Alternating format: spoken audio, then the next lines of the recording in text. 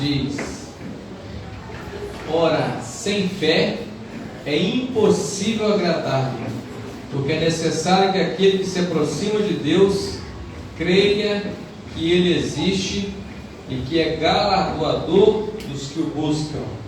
Meus irmãos, o que é galardão? Para a gente, numa linguagem bem simples, é um presente, né? É um presente.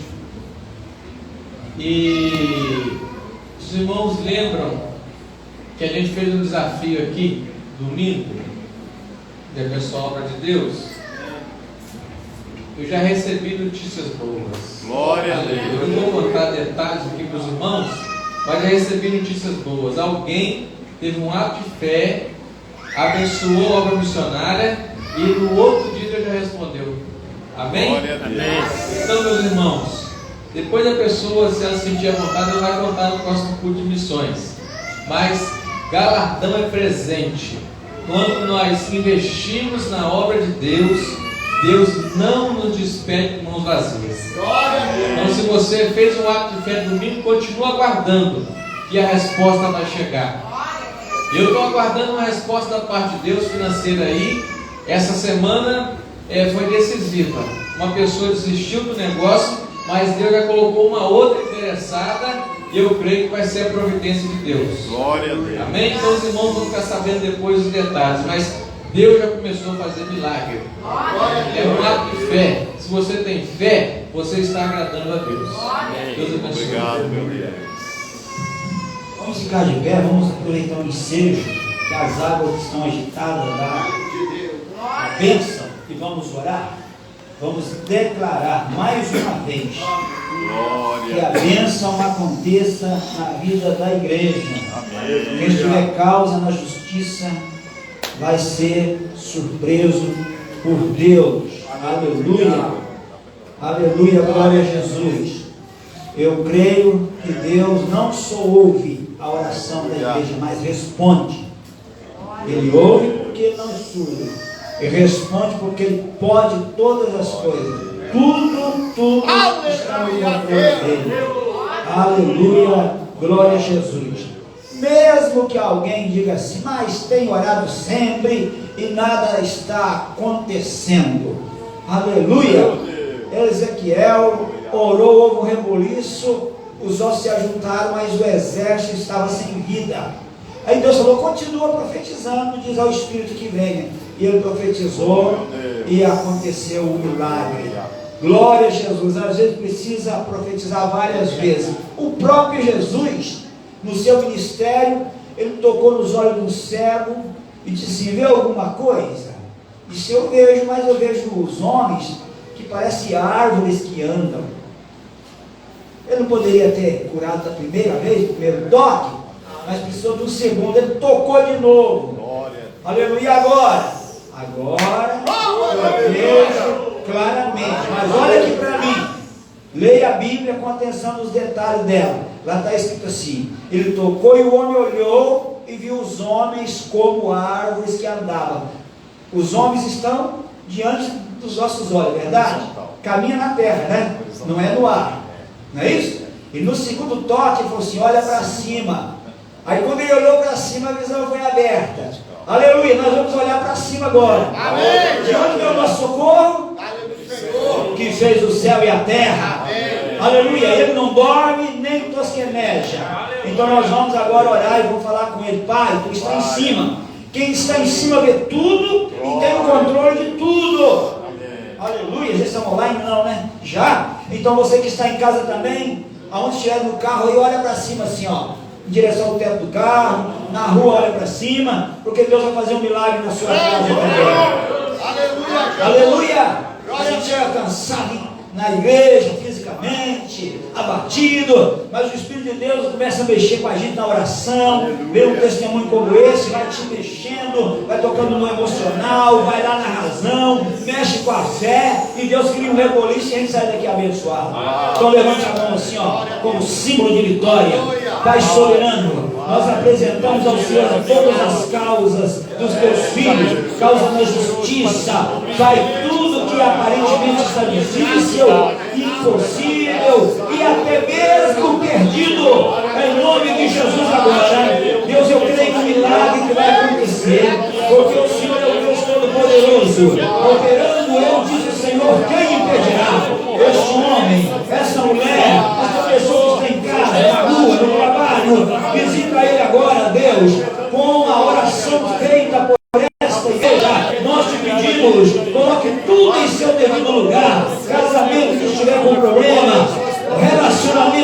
família, problemas no trabalho, todo tipo de crise que estiver assolando este homem, esta mulher, a igreja, como o Senhor é o nosso Pai, aleluia, a fonte de todo bem, de toda a bênção vem do Pai das luzes. Nós declaramos, em nome de Jesus Cristo, que nenhuma força impedirá, que as causas serão resolvidas, famílias serão abençoadas, reconciliadas, a alegria vai voltar no lar, a paz vai reinar entre os casais, entre os pais e filhos, a alegria do Espírito Santo vai reinar, este, aquele, a igreja, todos serão fortalecidos para a glória do nome do Senhor Jesus Cristo.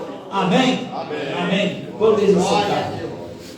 No final nós faremos a oferta para a manutenção da obra de Deus. Glória ao nome de Jesus. Eu gostaria de pedir a todos os irmãos e irmãs que estão aí a abrir sua Bíblia comigo. Já falamos alguma coisa sobre o que vamos falar. Interessante que toda mensagem que me vinha em mente hoje não era aquela. Eu peguei o tablet, eu tenho algumas mensagens, eu falei, vou trazer essa palavra para a igreja. Algo dizia, não. Sempre ligado ao capítulo 4 da carta de Paulo aos Efésios. Nós já falamos sobre isso. Vamos falar de novo. Vamos falar de novo. Glória ao nome de Jesus. Nós vamos falar de novo. Ainda que as palavras aparentemente sejam repetitivas, não importa. Vocês lembram o que vocês comeram ontem? Quem comeu arroz ontem? Levante a mão.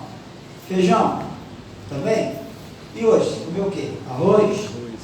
Não? Comeu arroz hoje não? Feijão? Feijão. Então você não comeu hoje? Está fazendo regime. O cardápio brasileiro é arroz, feijão, bife e salada. Todo dia. Lá na Itália, durante os anos que nós estivemos lá, o prato do dia, todo dia, o cardápio, pasta e macarrão, todo dia, não é? Mas a palavra de Deus, a gente pode alimentar dela todo dia, ela é sempre gostosa. Cada dia o Espírito Santo coloca um tempero nela de acordo com a nossa desejo e nossas necessidades, não é verdade? Glória ao nome de Jesus. Versículo 1: Rogo-vos, pois eu, o preso do Senhor, que andeis como é digno da vossa vocação, com que fostes chamados, com toda a humildade e mansidão, com longanimidade, suportando-vos aos outros em amor, procurando guardar a unidade do Espírito pelo vínculo da paz. Há um só corpo, um só Espírito, como uma só esperança da vossa vocação, um só Senhor, uma só fé, um só batismo, um só Deus e Pai de todos, o qual é sobre todos e por todos e em todos vós, mas a graça foi dada a cada um de nós segundo a medida do dom de Cristo.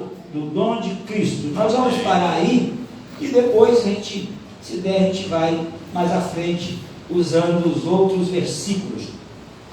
Mas se vocês observarem, o apóstolo Paulo, ele escreve essa carta aos irmãos em Éfeso.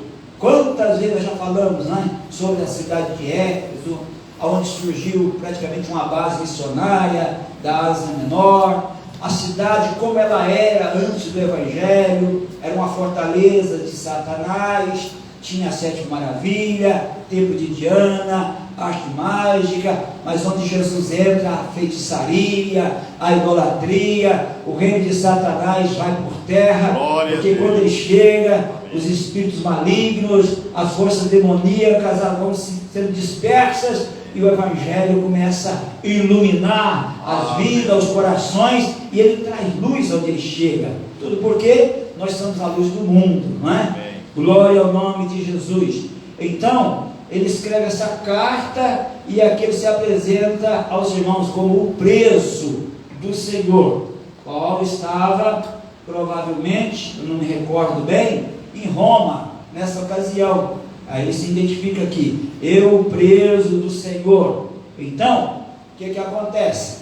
Paulo escreve essa carta sabendo que os irmãos estavam ali em batalha, porque a cidade era uma cidade tenebrosa antes da chegada do Evangelho. Não é que os demônios abandonaram a cidade, de jeito nenhum. Eles perderam força, perderam espaço, mas eles continuaram lutando, batalhando contra a igreja. Então aqui nessa carta nós encontramos ele trazendo ensinamentos para eles. Ele começa no capítulo 1 dizendo que a graça e a paz da parte de Deus, do nosso Senhor Jesus Cristo, que estivesse com eles. Aí ele diz que eles, os irmãos ali, estavam abençoados, aleluia, com toda a sorte de bênção. Quantas vezes eu repeti isso aqui, né? Também eles estavam já elegidos, escolhidos por Deus, desde a fundação do mundo. São coisas interessantes. Irmãos, vocês aí em Éfeso, vocês estão abençoados, com toda a sorte de bênção. E eu tenho algo para dizer, vocês já foram eleitos antes mesmo da fundação. Olha, né? Que coisa linda é o projeto, o plano de Deus para com o homem, dizendo que eles estavam eleitos, escolhidos antes da fundação do mundo. Dá para entender? Que Deus, ele projeta as coisas e elas vão acontecendo ao longo do tempo, né? Agora essa igreja existente ali na época, já era um projeto de Deus. Deus já havia projetado. E ele diz aos irmãos, vocês estão eleitos, estão abençoados, com toda sorte, com todo tipo de bênção, nos lugares celestiais. Aleluia. E ainda diz no versículo 5, que eles estavam predestinados. Aleluia. Eles já estavam com toda a possibilidade, aleluia, de serem filhos de Deus. Era só permanecer na posição que eles estavam, né? Deus os predestinou para filho de adoção por Jesus Cristo, aleluia. Aí prossegue aí, nós vamos encontrar no seu ensino, ele dizendo para eles, olha, vocês não são salvos por mérito, vocês são salvos pela graça, versículo 5 do capítulo 2, não é? Sois salvos pela graça em Cristo Jesus, porque também vocês foram ressuscitados juntamente com Ele, e nos fez, ou seja, Ele vos fez assentar nos lugares celestiais com Cristo. Paulo estava dizendo, estão abençoados, eleitos, predestinados, estão espiritualmente assentados com Cristo nas regiões celestiais. Olha a carta de encorajamento e de esclarecimento aos irmãos da posição que eles ocupavam em Éfeso. Todas as qualidades que esta igreja tinha, tudo por graça, nada por mérito. Glória ao nome de Jesus.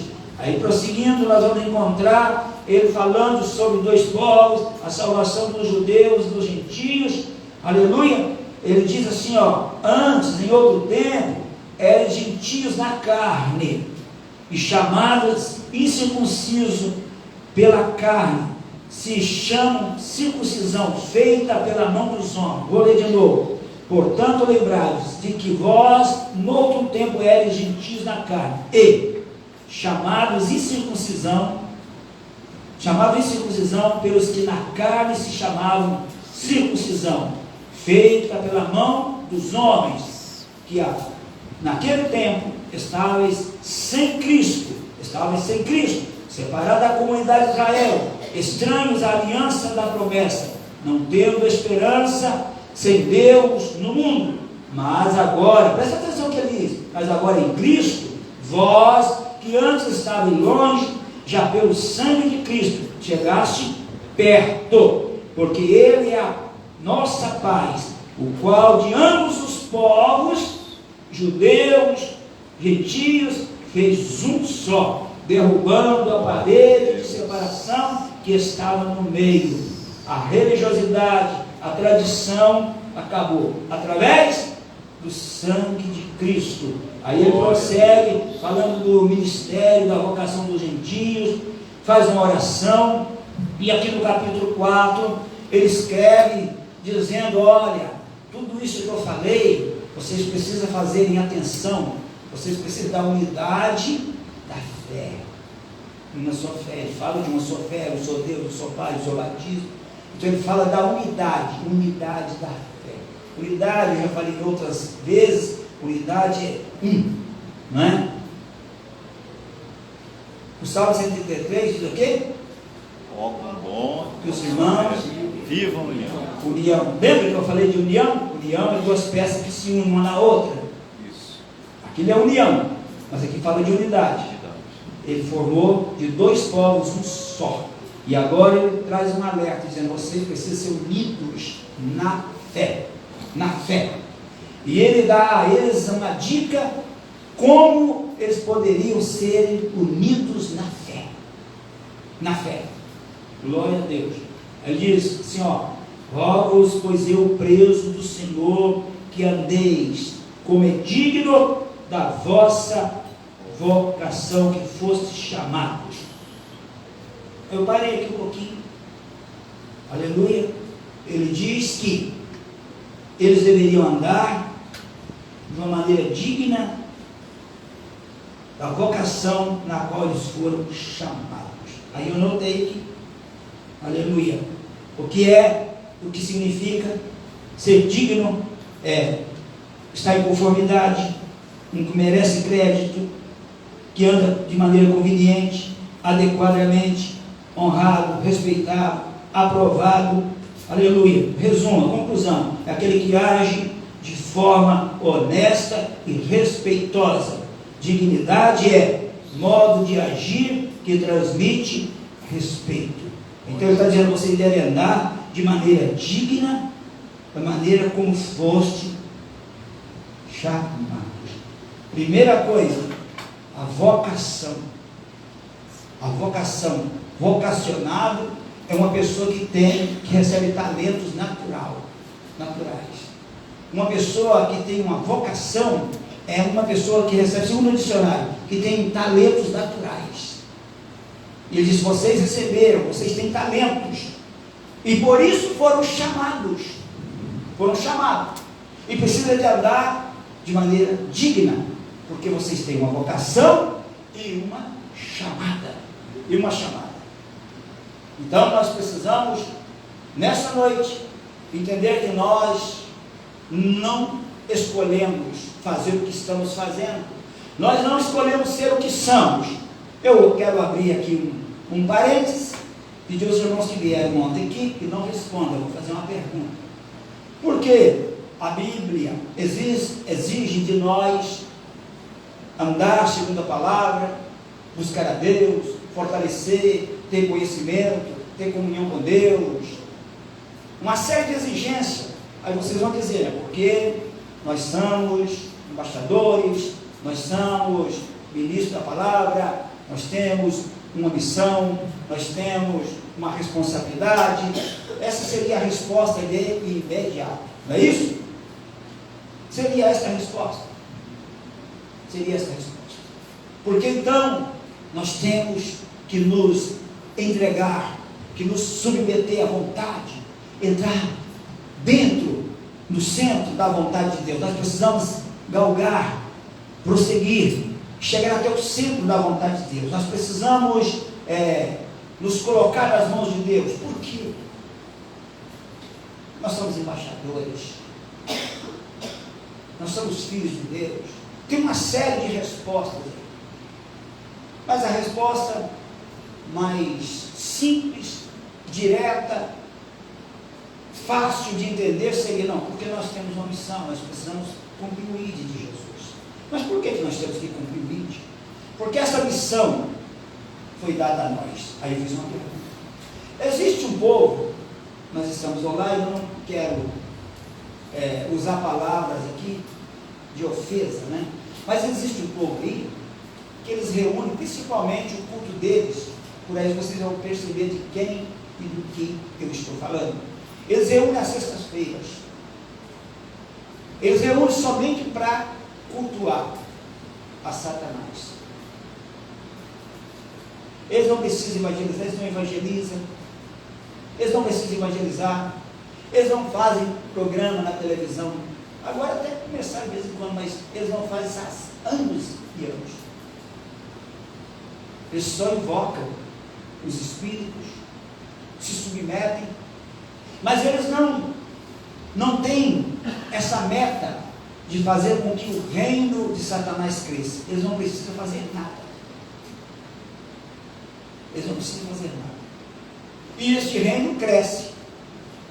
Este reino cresce. Segundo Jesus falou no capítulo 3 de João, versículo 19 e no 20, ele diz assim que ele, a luz veio ao mundo, mas os homens amaram mais as trevas do que a luz, porque se eles viessem para a luz, eles seriam reprovados, porque as suas obras eram más, e elas eram e são feitas nas trevas, no escuro, no escuro.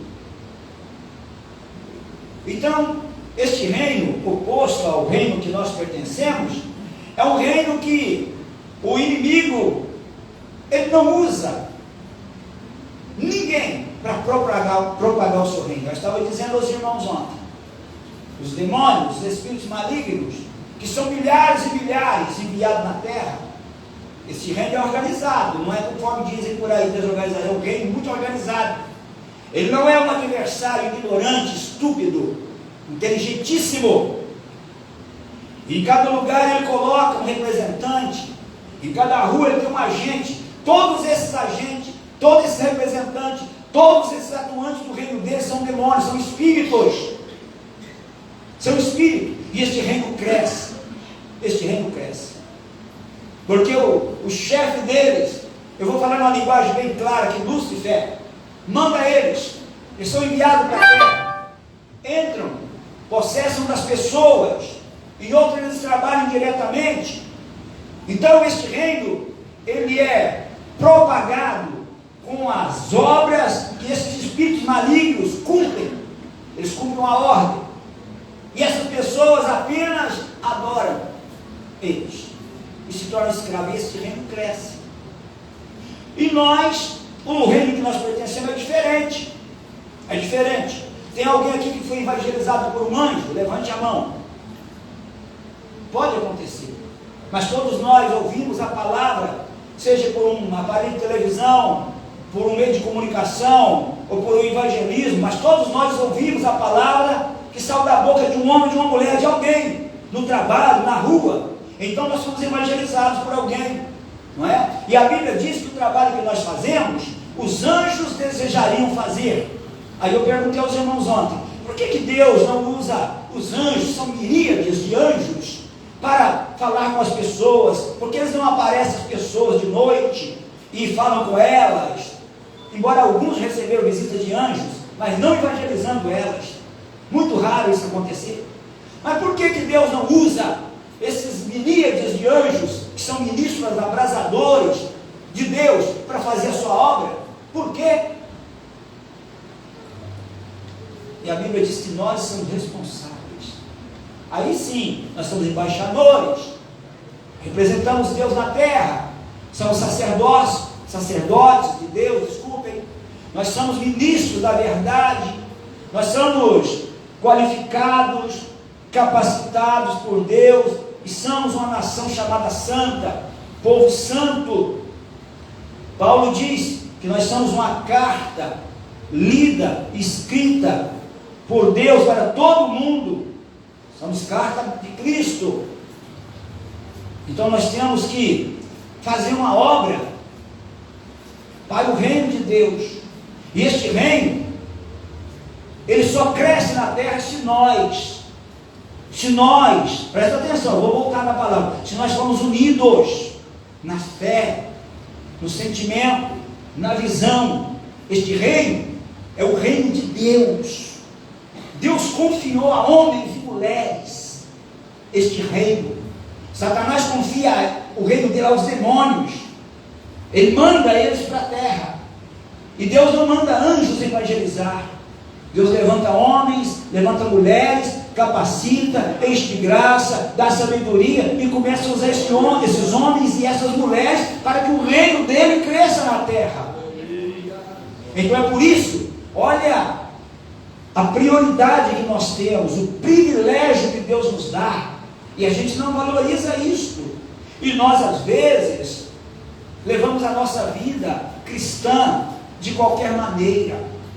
estamos relaxados na nossa intimidade, na busca de Deus, no conhecimento de Deus, somos preguiçosos, não examinamos as Escrituras, é mais fácil ouvir do que ler, e às vezes Deus quer relacionar, falar com a gente.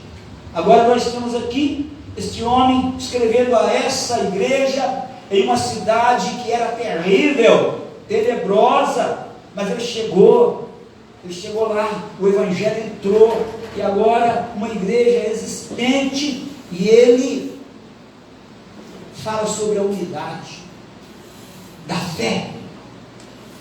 Se prosseguirmos, nós vamos ver no capítulo 5, ele falando sobre a família, falando sobre a família, sobre pais, sobre filhos, e no capítulo 6 ele termina a sua carta aos irmãos, dizendo: olha, fortalecei-vos no Senhor, capítulo 6, versículo 10, e na força do seu poder.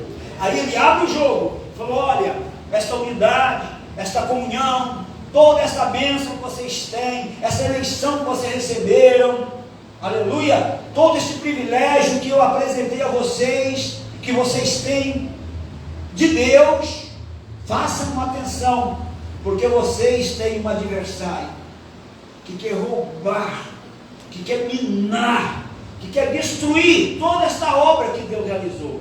Então fortaleça em Deus, na força do seu poder, e vocês terão que lutar contra principados, potestades e hostes. Engraçado que ninguém estuda, né? É principado, quais são esses principados? Quais são os trabalhos? A meta deles, aonde eles trabalham, essas hostes, esses dominadores. A gente não se preocupa, só ler. A nossa luta é contra principados, potestades e hostes. Fica por ali. E eu estava dizendo ontem, a igreja do Senhor precisa abrir os olhos. Nós precisamos entender que nós somos chamados para uma grande obra. Neemias estava fazendo uma grande obra física. Nós estamos fazendo uma muito maior, espiritual. Os inimigos de Neemias eram homens, os nossos são demônios. Aleluia! A força de Neemias, aleluia, com os homens dependia de física, força física. A nossa depende de força espiritual. Força espiritual. E nós estamos aqui nessa noite alimentando. O nosso pão espiritual, a nossa água espiritual vem de Deus. Porque a nossa guerra é assim. E nós não podemos aceitar derrota. Tem um hino aqui no Brasil que diz: derrota não é coisa de cristão. Não é isso mesmo? E não é mesmo não, estou 100% de acordo. Nós não fomos chamados para ser derrotados. Nós somos chamados para vencer e vencer em nome de Jesus. Amém. Glória a Deus. Na luta não vamos sair derrotados, nós vamos sair vitoriosos. Glória ao nome de Jesus. E aqui nós encontramos ele, Paulo, preso. Não sei se alguém aqui já foi em Roma. Fui muitas vezes levar pastores. Você lembra, pastor Geraldo? Aquele buraco onde Paulo ficava? Você lembra do Coliseu? Coliseu, o pastor Geraldo não vai esquecer nunca. O fato que aconteceu, inédito. Mas lá na prisão, aquilo não é lugar de um ser humano, que é buraco escuro, não é? Tem lá o lugar ele dormia, em pé, o pastor Geraldo deve ter ido lá, né, João? Em pé, dormia com as mãos assim, aquilo era tipo uma cúpula assim, ó, ele dormia encostado ali, ó, curvado, com as mãos travadas, era só de dia, para não fugir de noite. Dois buracos, um em cima para ele pegar a comida e outro embaixo para ele fazer a necessidade. Exatamente. Quando não era em cima, tinha um túnel que vinha lá de fora. E este homem agora diz assim: eu preso no Senhor. Ele estava preso fisicamente, mas espiritualmente estava livre. Agora ele escreve aos irmãos, dizendo: olha, rogo-vos eu, o preso do Senhor, que andeis de maneira digna da vossa vocação com que fostes chamados. Presta atenção, a vocação é um dom natural que Deus dá, mas a chamada vem de Deus. E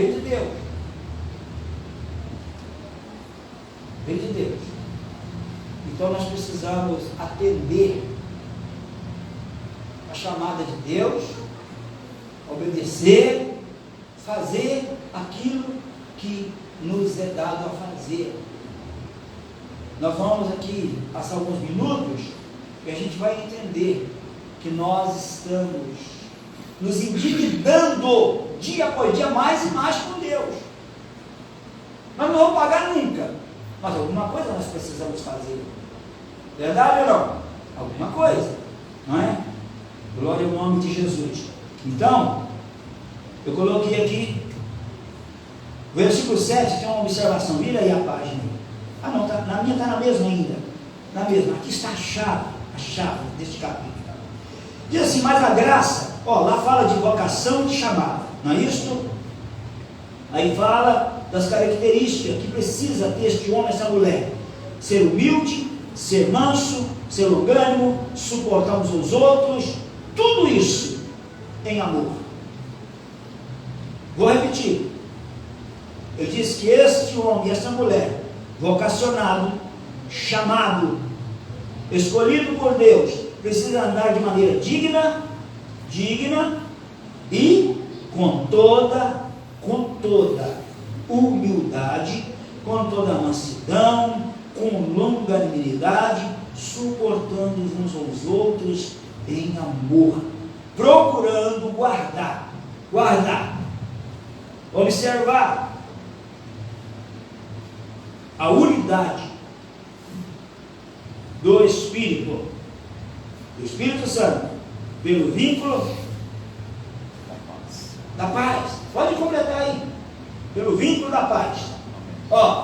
Temos uma vocação, temos um dom de Deus, porque Deus, quando faz o homem, quando você é gerado, quando nós somos gerados, nós não somos fruto de um por acaso, não.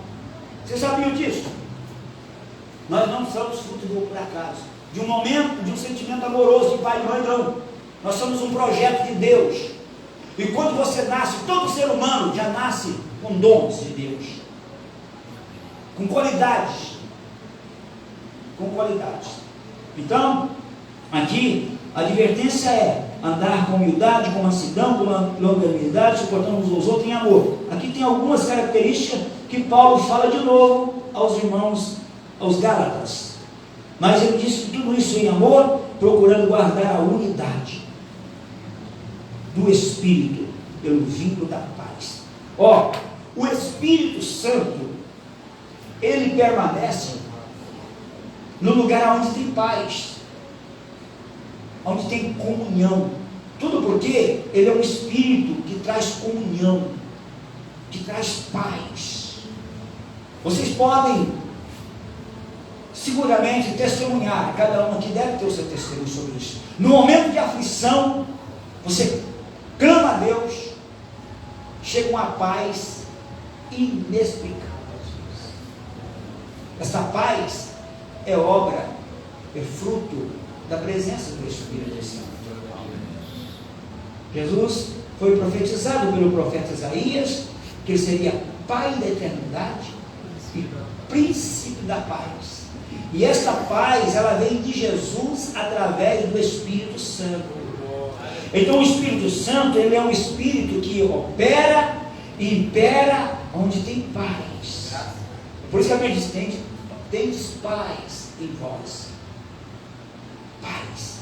O que é paz? Quem não sabe? Tranquilidade, serenidade, não é? Segurança. Tendes paz. Aleluia. Então o Espírito Santo, ele traz paz onde tem amor. O vínculo, a paz, ela é obra do Espírito Santo. Mas tudo isso aí precisa de humildade, mansidão, sermos longânimos, suportamos uns outros em amor. Aleluia. Aí nós vamos guardar a unidade do Espírito pelo vínculo da paz. Aí diz aqui que há um só Espírito. Lógico, nós temos o mesmo Espírito Santo, servimos, fomos chamados pelo mesmo Deus. Aqui diz: em esperança da nossa vocação. Um só Senhor, uma só fé, um só batismo. Um só Deus e Pai de todos, o qual é sobre todos e por todos e em todos. Mas aqui me chamou a atenção, até marquei o versículo 7 aqui. Mas a graça foi dada a cada um, segundo a medida do dom de Cristo. De Cristo. Segundo o dom de Cristo. Aleluia. Nós precisamos todo dia lembrar que nós somos uma família, à luz da Bíblia. Uma família precisa ter paz, uma família precisa ser unida, uma família precisa se respeitar, uma família precisa ter um líder, uma família precisa ter dignidade, uma família precisa entender um ao outro. Não é assim que uma boa família procede? Uma família exemplar, não é assim? Tem um líder, tem uma mãe, tem filhos, é uma família que tem paz entre eles, é uma família desejada, admirada, e nós somos uma família espiritual. Somos uma família espiritual. Somos observados, não só pelos homens, pelos nossos adversários. Observado. Ele anda observando. Ele é um adversário oportunista. Ele observa o nosso relacionamento com o outro. Ele observa as nossas atitudes. Ele observa os nossos comportamentos. Aqui, estamos todos olhando para o pastor do culto, ouvindo. Sai daqui, ele continua observando. Se existe comentários em casa, na rua, ele observa o que vocês, o que eu falo dos meus colegas, dos meus companheiros de obra, o que eles falam de mim, o que eu falo da igreja, o que a igreja fala do pastor. Ele está observando. Ele está observando. Então, nós somos uma família. E esta família, nós somos todos iguais. Olha aqui para mim. Está vendo 5 dedos? Nenhum é igual. Cada um tem o seu valor. Qual é o mais importante aqui? Bom, pela lei tem algum que tem mais valor, outro menos valor, né? Você quer perder o de menos valor? Todos eles, imagina. Perder um fica feio. Então Deus fez a mão, colocou 5 dedos, um maior, outro um pouquinho maior, tem o maior, tem esse aqui, mas todos eles são úteis. Então no reino de Deus é assim, nós somos uma família, não tem ninguém mais importante aqui. Todos somos iguais. Fomos todos colocados na família, com um propósito da parte de Deus. E aqui ele diz, mas a graça, favor, que não merecemos, essa graça vem de Deus. E a Bíblia diz que Deus dá. A graça foi dada a cada um de nós, segundo a medida da nossa fé. É isso? Não. Segundo o dom de Cristo. É Ele que dá. Eu, você, nós não fazemos o que queremos no reino, não. Nós somos o que Ele quer que somos e fazendo o que Ele manda fazer. O que Ele manda fazer? O que Ele manda fazer? Nós precisamos entender isso aí. Nós vemos no corpo universal, a igreja universal de Cristo, grandes batalhas, grandes lutas, e nós preocupamos em conhecer os mistérios, os segredos de Deus, sem conhecermos, eu chamo de beabá cristão. Beabá cristão. A gente precisa, às vezes, dar uma ré no nosso carro, voltar ao começo. Às vezes estamos correndo demais. Precisamos recomeçar às vezes a viagem. Reprogramar o nosso satelitar que fala aqui, o GPS. Esse GPS, não é isso? Não, ali. GPS. Eu cheguei de lá estava na satélite. Então a gente precisa reprogramar, às vezes recomeçar, está indo no caminho errado.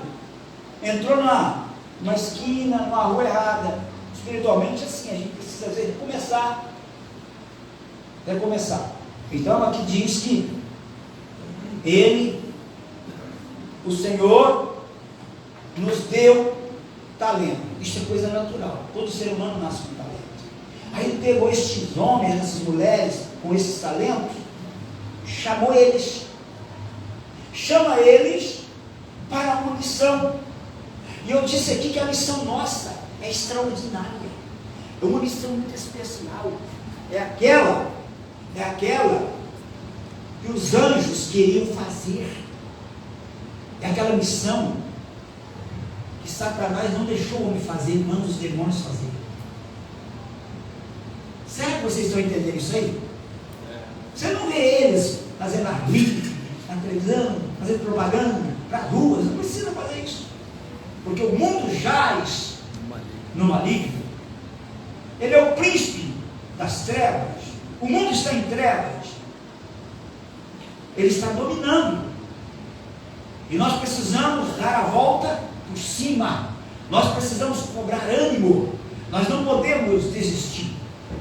Eu falei ontem aqui com os irmãos, dando um exemplo, que eu vejo uma igreja na seguinte situação.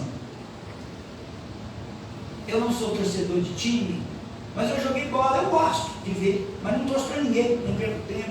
Mas se eu passar lá, eu fico olhando. Aqui no Alterdano não tem um time? Tem?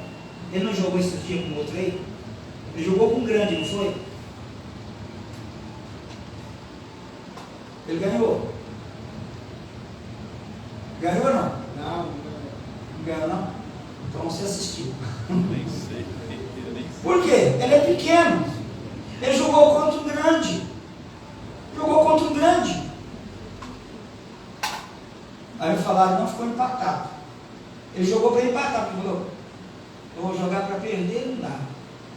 Então, um time grande, famoso, campeão, quando joga com um pequeno, aquele fraquinho, se o fraco começar a levar 1, 2, 3, 4, 5, ele desiste, depois ele vai só se defender para não levar mais, porque ele perde o ânimo. Ele disse, é impossível vencer. É impossível vencer. E eu disse que eu vejo uma igreja, atualmente, uma parte dela assim, olhando o inimigo, que está arrasando, destruindo lares, famílias, ministério, e não fazem mais nada. Jesus está voltando. É assim mesmo. Pode dar o glória aí, Jesus está voltando? Ele vai voltar, mas não está voltando ainda não. Não sei quando não, vai voltar. Ele vai voltar. Então está nessa situação a igreja.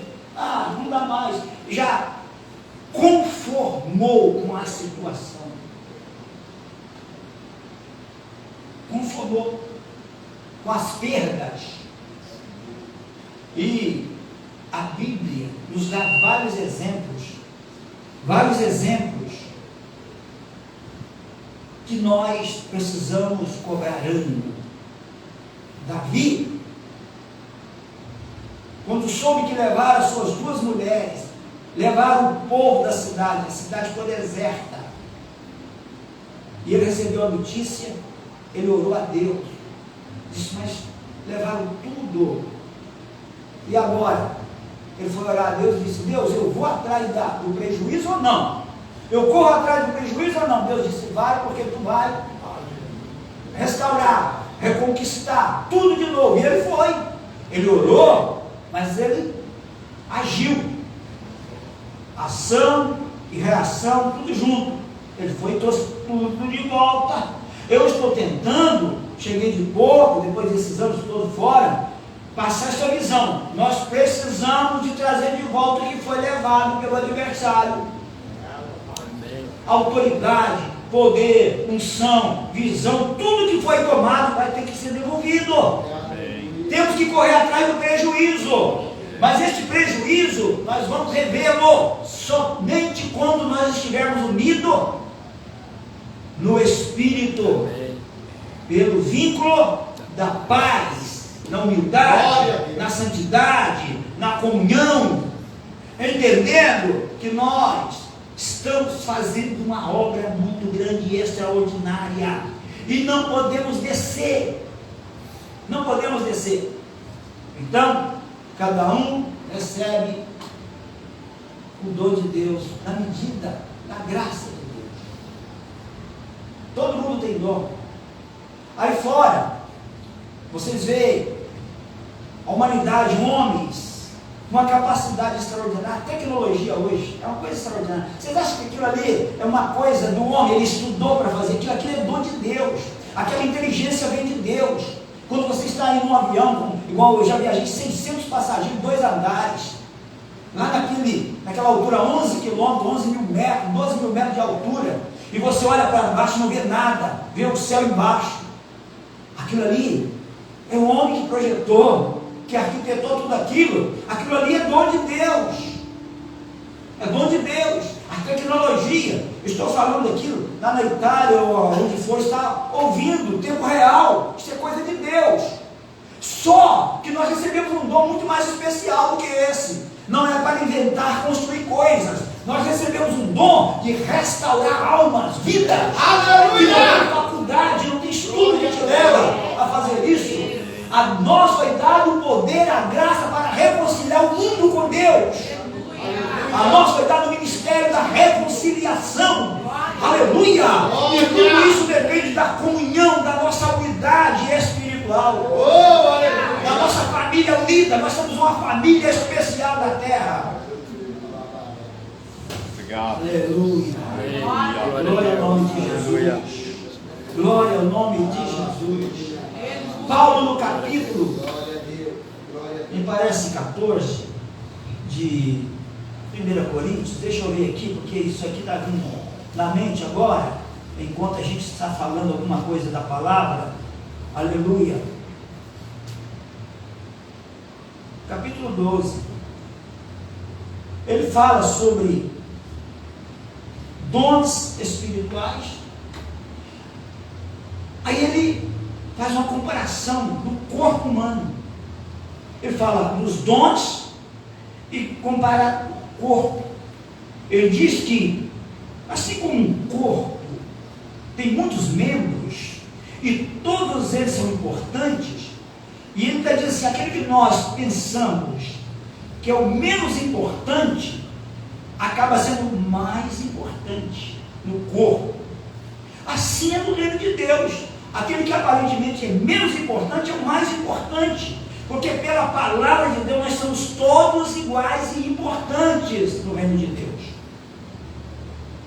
Só que no corpo, ele fala lá que o braço não pode ocupar o lugar do pé, nem a orelha o lugar do olho. Cada um foi colocado no corpo com uma missão: o olho para ver, o ouvido para ouvir, as mãos para trabalhar, os pés para andar, e assim sucessivamente. Então o corpo é perfeito, é Deus que fez e colocou cada membro no seu lugar, e nós não queremos perder nenhum deles, não é isso?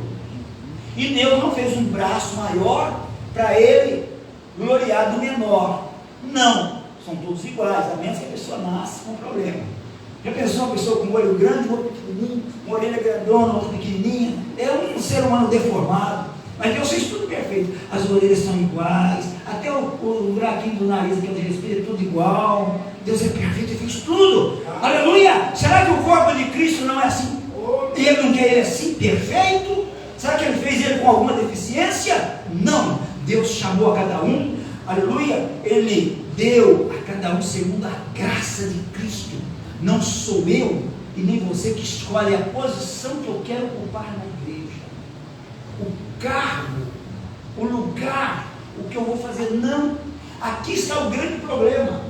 Aqui está o grande problema. E Tiago falou sobre isso no capítulo 4. Ele disse assim, ó, irmãos, de onde nascem? De onde vem?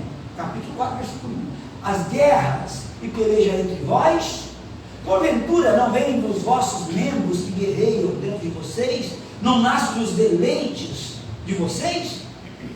E ele pega muito pesado, adúlteros e adúlteras.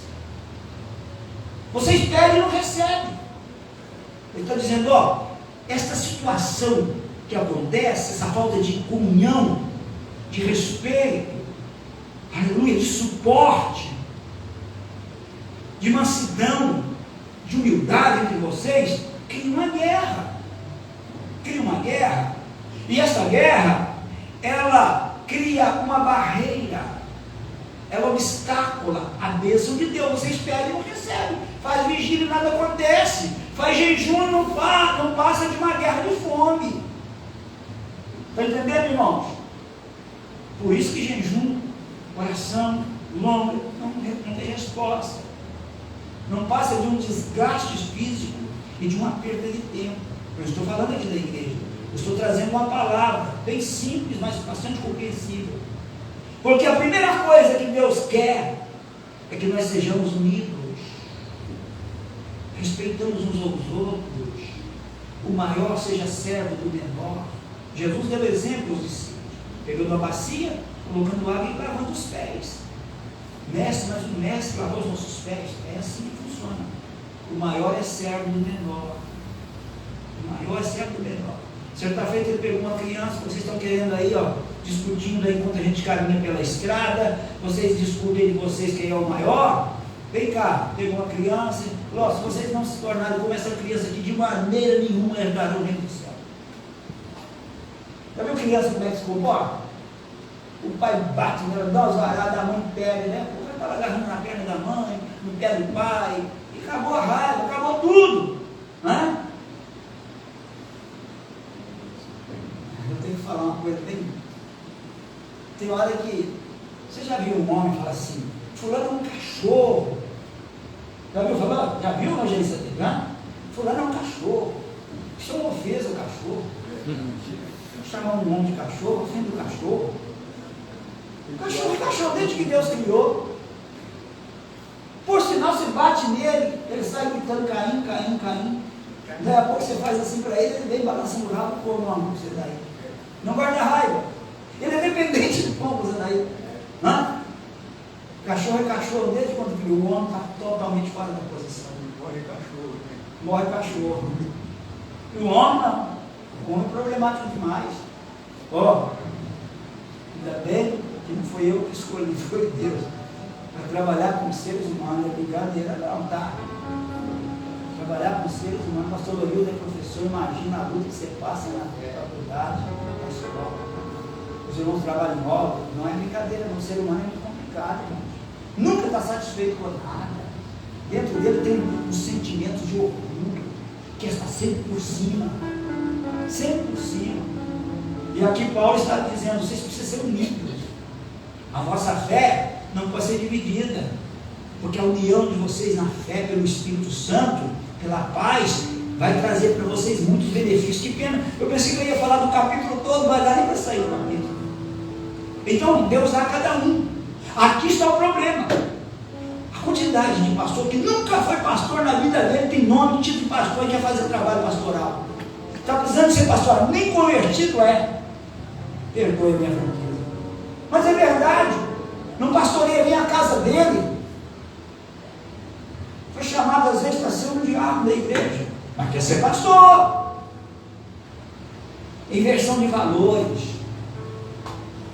Inversão de valores. E Paulo, 2 Coríntios, 2 Timóteo, 2 Timóteo, eu não me recordo o capítulo 2, não me recordo isso. Ele diz assim: Timóteo, desperta o dom que há em ti, que te foi dado pela imposição de mãos, através de profecia. Então aqui, ele está dizendo que a graça foi dada a cada um, segundo o dom de Cristo, para que nós não sejamos um problema na obra. A primeira coisa que nós temos que fazer, eu tenho que descobrir a minha vocação, a minha chamada, o meu talento. Para que eu fui chamado? Eu não me convence aquele homem, aquela mulher que diz: eu não sei qual é a minha vocação, qual é a minha chamada, o que eu tenho que fazer no reino de Deus. Isso é conversa fiada. Ou é covardia, ou é covardia, ou está cego espiritualmente. É impossível. Uma vocação ele tem, um dom ele tem de Deus. Agora a posição, quem tem que descobrir é ele. Você sabe muito bem para que Deus te chamou. Para que Deus te chamou. Não sou eu, pastor, que devo olhar para a irmã Beto e falar, irmã Beto, eu tenho um dom tal e Deus te chamou para fazer obra tal. Não. Você tem que saber, estou dando o exemplo da irmã Beto. Você tem que saber o dom que Deus te deu, que Deus te deu. Será que Deus chamaria um ser humano imprestável para a casa dele? Imprestável, que não serve para nada, um parasita? Não existe, irmãos. Todo mundo tem valor na casa de Deus.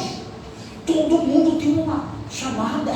Todo mundo tem uma obra a realizar. Todo mundo tem a sua participação no corpo. É um corpo, é uma família. Todos nós temos um porquê nesse lugar, nessa casa.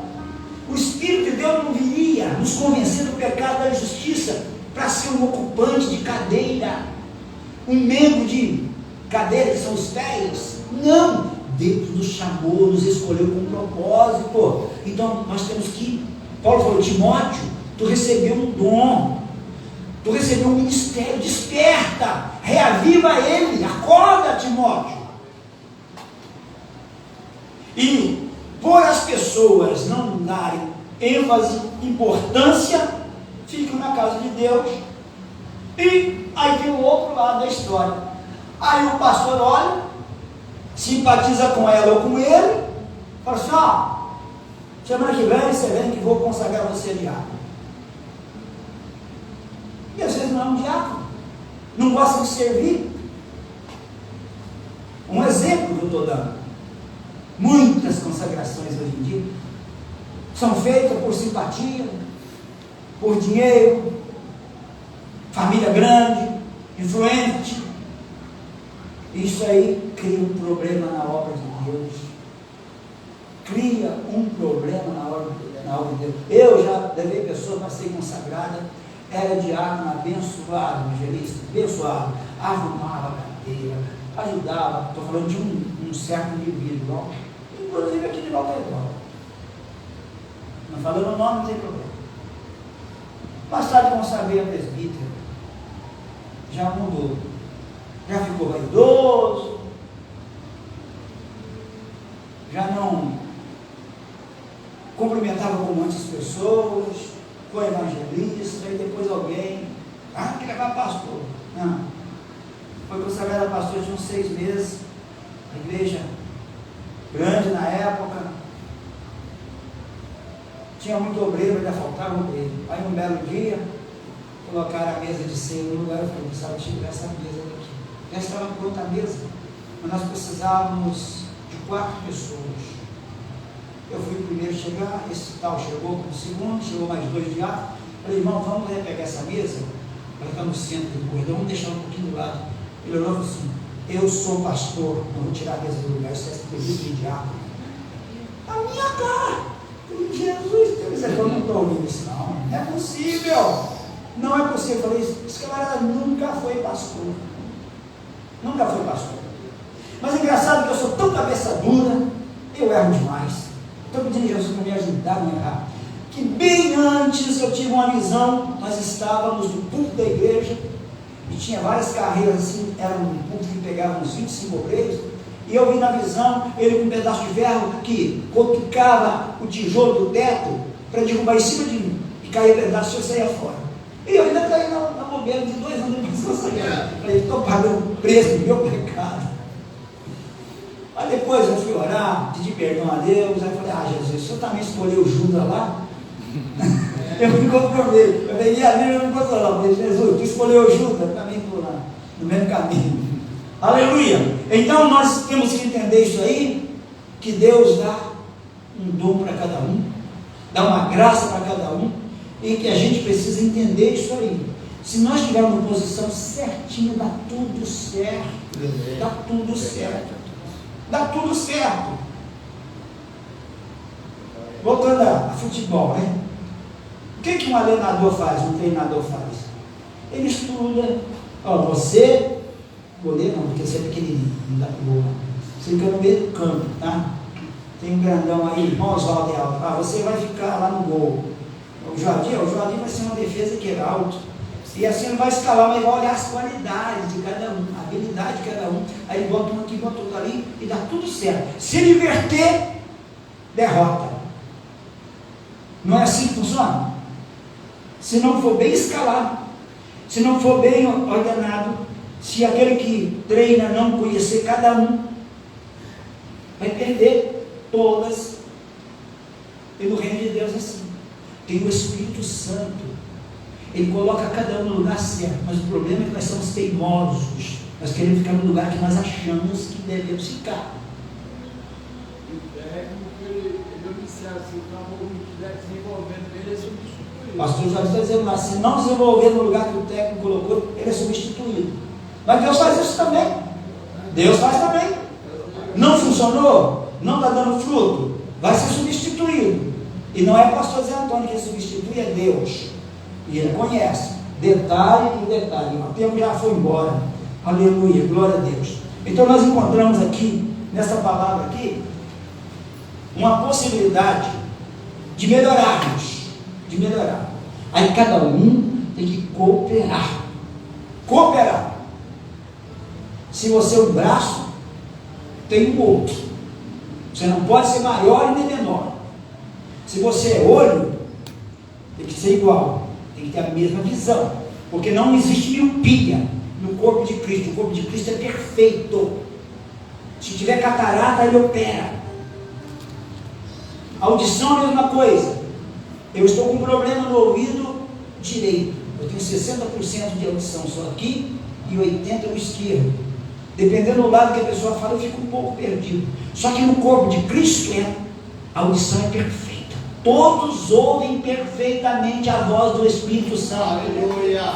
Todos têm a mesma visão. Porque tem uma cabeça. É da cabeça que sai a ordem para todo o corpo. Para todo o corpo.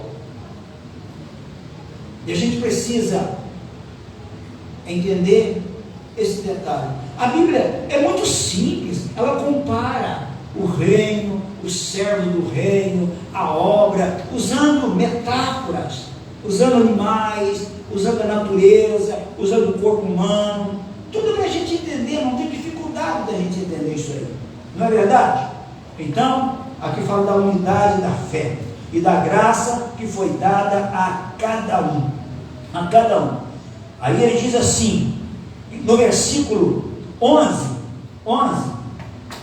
do capítulo 4, ele fala de um grupo de pessoas que não é melhor do que as outras e que ocuparia uma posição que não era escolhida por eles. Sabe qual é? É dos 5 dons ministeriais. Ele disse, olha, Deus chamou porque viu dons e acrescentou dons em cima, segundo a graça, e ele falou, não, esse aqui vai ser um apóstolo, vai ter uma missão de apóstolo, esse aqui vai ser um evangelista, este aqui vai ser um profeta, este vai ser um pastor, e este vai ser um doutor, um mestre. 5, ele falou assim, e eu vou dar, não vou emprestar, eu vou dar, eu vou presentear a igreja. Falou, ó, igreja, vocês são membros, vocês formam um corpo, e eu vou dar para este corpo aí presentes. Ó, aqui tem um apóstolo, aqui tem um profeta, aqui tem um evangelista, aqui tem um pastor, e aqui tem um doutor, um mestre, como que? Isso aqui é para melhorar, é para aperfeiçoar, para fazer com que o corpo cresça. Quem é melhor desses 5 aí? Qual é o mais importante dos 5? É o profeta? É o apóstolo? É o evangelista? É o pastor ou é o doutor?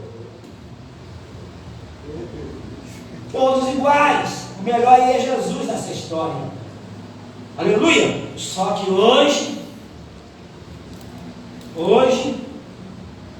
a gente crente às vezes quer fazer tudo, quer ocupar essa área total, quer ser profeta sem ser, quer ser apóstolo sem ser, quer ser evangelista sem ser.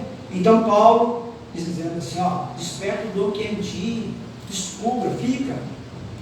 Nós hoje, nós estamos tentando cancelar essa tradição no nosso Ministério Missão Europa na Rua IMEP. Sabe qual é?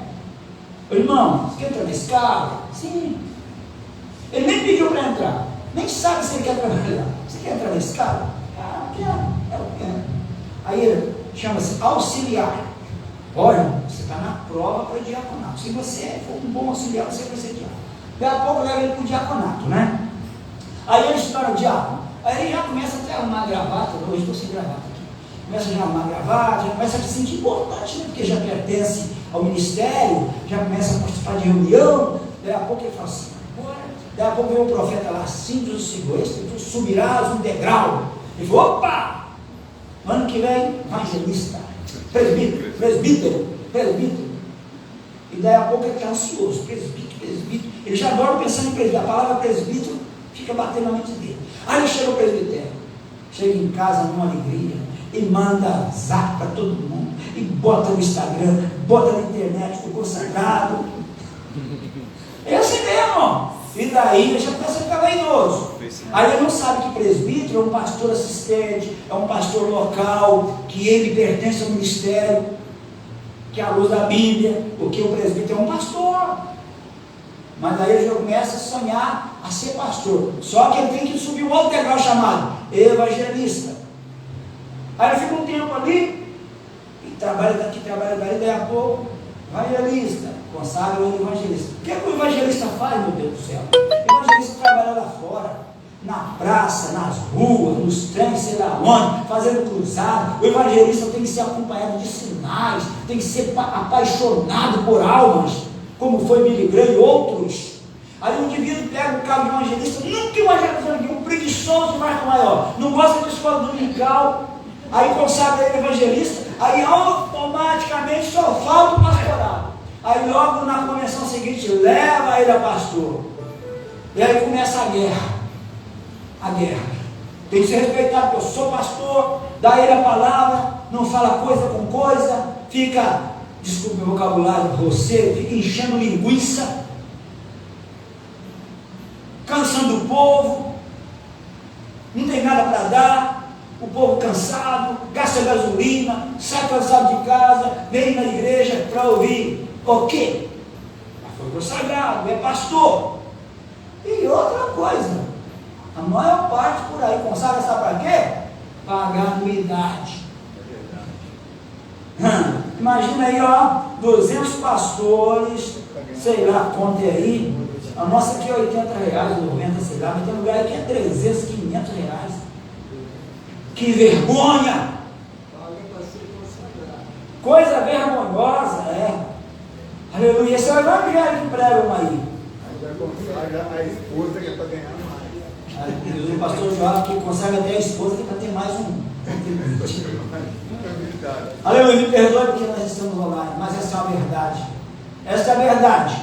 E assim funciona. Mas Paulo está dizendo que são escolhidos por Deus e dados por Deus. Eles não são pastor, evangelista, presbítero, apóstolos, doutores, porque querem, não, é porque Deus chamou e colocou ali. Então, seja você o que Deus quer que você seja. Não seja o que você quer, mas seja o que Deus quer que você seja. Amém. Trabalhe segundo a graça que te foi dada, não a simpatia que você tem de A ou de B. Deu para entender, irmãos? Estamos online. Quem sabe essa palavra vai chegar a alguém aí, alcançar alguém, vai alcançar alguém que estava equivocado. Inversões de valores é o que está acontecendo hoje. Mas Deus é bom, glória ao nome de Jesus. Não dá tempo de falar mais nada. Vamos terminar por aqui. Aleluia. Mas a Bíblia diz no versículo 12 que tudo isso Deus faz querendo o aperfeiçoamento dos santos, da igreja, para a obra do ministério, para a edificação do corpo. Para a edificação do corpo, para que o corpo de Cristo cresça. Então os obreiros, eles são mentores, eles são homens, são mulheres que trabalham em prol do crescimento, do aperfeiçoamento. Segura aí, ó. Olá, né? O obreiro tem que ser exemplo em tudo. Ele é observado, ele é visto. Ele tem que ser homem, mulher, virtuosa. Aleluia. Ele tem que ter alguma coisa para dar. Oh, aleluia. Vamos ficar de pé. Amém. Glória a Jesus. Glória a Deus. Glória a Jesus. Que Deus abençoe a cada um de vocês. Aleluia. E a Bíblia diz que tudo isso Deus está fazendo para que cheguemos à unidade da fé. Versículo 13. Da unidade da fé. E ao conhecimento do Filho de Deus, a homem perfeito, à medida da estatura completa de Cristo Jesus. Oh, aleluia. Ele começa falando da fé, da unidade, falando de algumas características, e no fim diz tudo isso Deus está fazendo, irmãos, exigindo para que o corpo cresça, para o aperfeiçoamento, para que a gente alcance a estatura perfeita, de varão perfeito em Cristo Jesus. Glória ao nome de Jesus. O Espírito de Deus está trabalhando no aperfeiçoamento do corpo. Olhe para mim aqui, não olhe para pastor Zé Antônio como ídolo, como um homem perfeito. Eu sou o mais pobre e necessitado aqui nesta igreja. Eu sou o mais pequeno. Sabe como eu me considero, sem nenhuma demagogia? Servo de servo. Eu fui chamado para servir a Deus, e agora Deus me colocou para servir a Ele e servir a vocês. E depois que eu servir a Ele e a vocês, eu tenho que me considerar como servo inútil. É assim que eu me considero. Eu não estou dizendo aqui palavras bonitas, não. Eu estou dizendo com muita sinceridade do meu coração. Feche os olhos. Vamos orar. Eu tenho tanta confiança na palavra de Deus, na oração dos santos e no sentimento que eu tenho e vocês têm, que em breve tempo, em um curto tempo, nós teremos uma igreja muito abençoada, respeitada pelos demônios e vista pelos homens como igreja de Deus. Pega a tua oferta. Glória a Deus. Em nome de Jesus. A minha eu passo aí e deixo lá depois. Pode passar, irmão. Aleluia. Glória a Deus. O corinho eu não lembro ele, mas tem só um pedacinho. A melhor oração é amar. A melhor oração é amar. Se não podes amar, ou não deves orar, a melhor oração é amar. Mais alto aí. Mais alto. A melhor oração é amar. A melhor oração é amar. Se não sabes amar, não deves orar. A melhor oração é amar. Graças a Deus. Que Deus abençoe pastor João com esse teclado, pastor Samuel com aquele baixo, com aquela guitarra, pastor Lorildo com esse telefone na projeção, pastor Luiz com o computador ali também projetando. Aleluia, vocês que vieram ouvir a voz de Deus, glorificar a Deus, voltarem para casa abençoados. Eu já abençoei vocês no início do culto e volto a dizer, vocês, nós receberemos um grande avivamento em nome de Jesus. Nós não veremos movimento nessa igreja, mas nós veremos um avivamento vindo do céu. Nós estamos colocando pedras no lugar, estamos consertando altar. Daqui a pouco a oração, pastor Luiz, vai ser curtinha e respondida imediatamente. Deus abençoe a todos, em nome de Jesus. Que a graça do nosso Senhor Jesus Cristo, o grande amor de Deus Pai, doce e preciosa comunhão do Espírito Santo seja com toda a igreja. Vamos dizer todos juntos. Amém. Deus os abençoe em Cristo Jesus.